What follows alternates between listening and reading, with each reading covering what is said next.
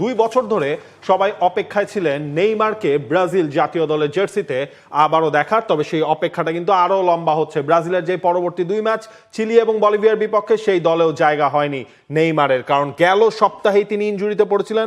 বেশ ধারাবাহিক কিন্তু তিনি ছিলেন, আমরা দেখছিলাম ব্রাজিলিয়ান লিগে তিনি রেগুলার ম্যাচ খেলছেন, সেখানে গোল তিনি পাচ্ছেন।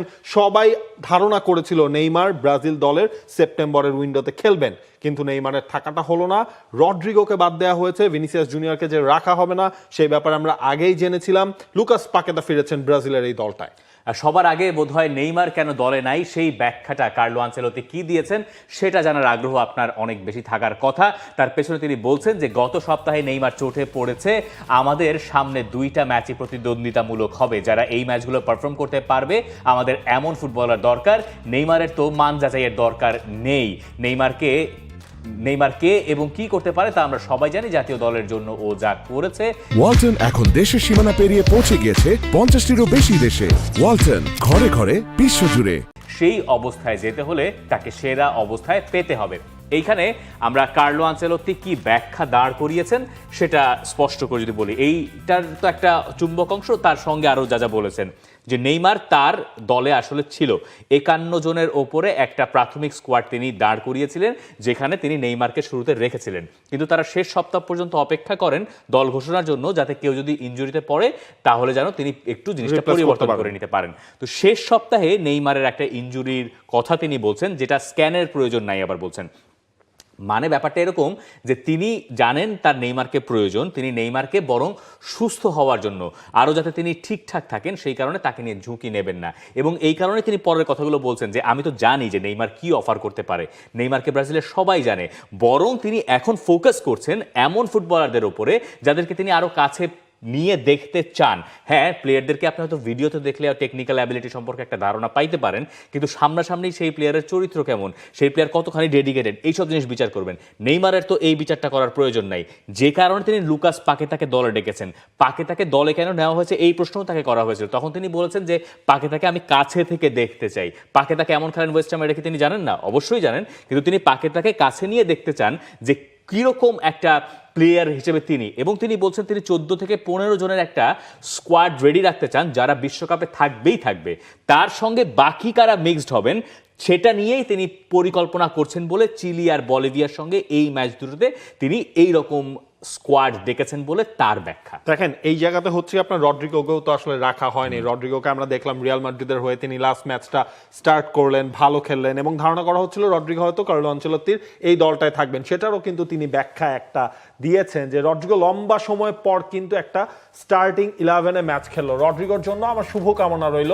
রিয়াল মাদ্রিদের হয়ে শেষ ম্যাচে সে ভালো খেলেছে, অনেকদিন পর সে প্রথম ম্যাচ খেললো। নিজেকে ভালোভাবে প্রস্তুত করা ও জাতীয় দলে ফিরে আসার জন্য সময় আছে ওর কাছে। জাতীয় দলে খেলতে হলে শতভাগ প্রস্তুত থাকতে হবে, যেটা জরুরি। এই জায়গায় ওই আপনার খাতা কলমে আরও কিছু সমীকরণ মেলানোর মতো অবস্থানে কার্লো আনচেলোত্তি রয়েছেন, কারণ ব্রাজিল অলরেডি কোয়ালিফাই করে গেছে লাতিন আমেরিকা থেকে, যে তারা ওয়ার্ল্ড কাপে খেলতে যাচ্ছে। দেখেন, এই জায়গায় আপনি যদি খেয়াল করেন ব্রাজিলের এই দলটা নিয়ে নতুন মুখ কারা এসেছে বা কারা কারা ফিরেছে, সেই জিনিসটা দেখলেও কিন্তু আসলে ক্লিয়ার হয়ে যাবে। যেমন ডিফেন্সে আপনার দানিলোকে কিন্তু রাখা হয়নি। দানিলোকে সেটা আপনি বলতে পারেন রেস্ট দেওয়া হয়েছে, অথবা আপনি বলতে পারেন তাকে কোনো না কোনো একটা কারণে বাদ দেওয়া হয়েছে। গোলকিপিং পজিশন আলিসন, এডারসন নাই, এটাই হচ্ছে বড় খবর। এডারসন নাই, কারণ এডারসন তো আপনার হচ্ছে ম্যানচেস্টার সিটির হয়ে এই সিজনে খেলছেন না, এবং ব্রাজিল দলে সবসময় ওই সমস্যাটা থাকে, অ্যালিসন নাকি এডারসন। হুগো সৌজা, তাকেও রাখা হয়েছে। ডিফেন্সে Alexandro Ribeiro, Alexandro Enrique, Douglas Santos, Bruno, Gabriel Magalhaes, তিনি ফিরেছেন লাস্ট উইন্ডোতে, অর্থাৎ কার্লো আনচেলোত্তির প্রথম উইন্ডোতে তিনি ছিলেন না। মার্কিনিয়াস, ভ্যান্ডারসন এবং ওয়েসলে।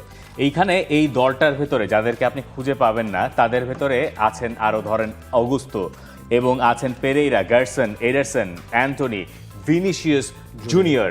মানে আগের স্কোয়াড থেকে যে পরিবর্তনগুলো, আপনি যদি মিডফিল্ড আর ফরওয়ার্ড লাইনটা আমরা দেখে নেওয়ার সুযোগ পাই, তাহলে ভিনিসিয়াস কেন নাই সেই ব্যাখ্যাটাও আমরা দাঁড় করাবো, আমাদের মন করা ব্যাখ্যা।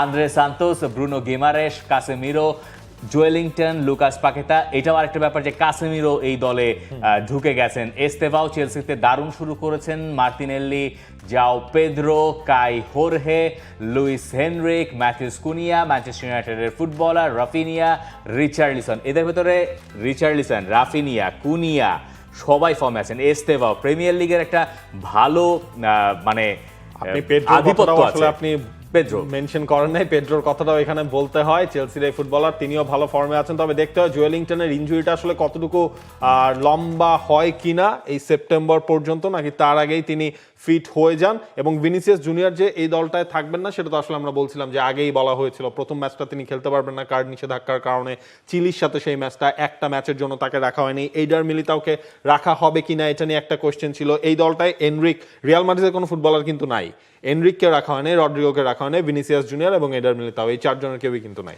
এডার মিলিতাও না থাকার পেছনে কারণ সম্ভবত যেহেতু তিনি পরপর দুটো এসিএল পার করে এসেছেন এবং কেবলই তিনি ফুল ফ্লেজে খেলা শুরু করেছেন, তাই না? তো এখন তাকে নিয়ে খুব বেশি টানা হেচড়া না করে বরং একটু বিশ্রাম দেওয়া, যে 2 সপ্তাহ ব্রেক পেলেও তো কিছুটা রিকভারির সুযোগ আরেকটু হয়, কারণ অনেক সময় এসিএল থেকে ফিরে এসে আবার একটা ইনজুরিতে পড়ার প্রবণতা তো ফুটবলে থাকেই, সেটা তো একেবারেই সায়েন্টিফিক ইস্যু। তো এই ব্রাজিল দলটার মূল লক্ষ্য থাকবে এই যে 2টো ম্যাচ দিয়ে তাদের বিশ্বকাপ বাছাইয়ের পর্ব খালাস, এরপরে অক্টোবর, নভেম্বর এবং মার্চ, এই যে কয়েকটা উইন্ডো, এই উইন্ডোগুলোতে আমরা সম্ভবত কার্লো আনচেলত্তিকে এই ধরনের এক্সপেরিমেন্টের ভেতর দিয়ে যেতে দেখব। আর যদি আপনি প্রশ্ন করেন যে নেইমারের কি দরজা বন্ধ হয়ে গেল কিনা, দুয়ার বন্ধ হয়ে গেল কিনা, আমি এটা বিশ্বাস করি না। কিন্তু নেইমারকে ফিট থাকতে হবে এবং নেইমারকে ফিট রাখার জন্য ব্রাজিল দলে না ডেকেও যদি তাকে ফিট রাখা যায়, বিশ্বকাপের আগে গিয়ে গরম গরম খেলিয়ে দেওয়ারও যদি সুযোগ থাকে, কার্লো আনচেলত্তি আমার বিশ্বাস সেটা হলেও করবেন। কিন্তু এই ছাড়া তাকে নিয়ে ঝুঁকি নেওয়াটা দেখেন, মানে নেইমারের কপালটা দেখেন, দল ঘোষণা করবেন তার আগেও একটা চোটের মানে ঘটনা ঘটেছে, যেটা হয়তো গুরুতর নয় কিন্তু সেই ঘটনা ঘটেছে। আপনি দেখেন নেইমার তো 5টা না 6টা ম্যাচ টানা সে স্টার্ট করলেন, 90 মিনিটস এর মাঝখানে তিনি খেলেছেন, তখনই ধারণা করা হচ্ছিল যে না, নেইমার এখন একটা ফুল ফিট অবস্থায় তাকে পাওয়া যাবে। কার্লো আনচেলত্তির কথার প্রথম 2টা লাইন যদি আপনি আরো একবার রিকল করেন, সেখানে কিন্তু দেখতে পারবেন যে প্রতিদ্বন্দ্বিতামূলক ম্যাচ, ওইটার মানে কিন্তু তিনি বোঝাতে চান নাই যে দায় সারা কোনো ম্যাচ, সেটা কিন্তু না। কিরকম ফিজিক্যাল ফুটবলটা লাতিন আমেরিকায় হয় সেটা আমরা সবাই আসলে জানি। চিলির কথা, স্পেশালি আপনি যদি বলেন বলিভিয়ার কথা, সেখানে সেটাও আসলে বলতে হবে। এই জিনিসগুলো মাথায় রেখে তারা রিস্কটা আসলে নিতে চান নাই, কারণ এই পজিশনে কেউ চাইবে না নেইমার হচ্ছে আপনার আবার 6 মাস 8 মাসের জন্য ইনজুরিতে আসলে পড়ে যাক। সেটাই, তাহলে তো বিশ্বকাপে খেলা সেই সম্ভাবনাটাই শেষ হয়ে যায়। For more updates, subscribe to our YouTube channel and click on the bell icon. Follow us on Facebook and Instagram. Download T-Sports app to enjoy exciting games and highlights. Visit tsports.com.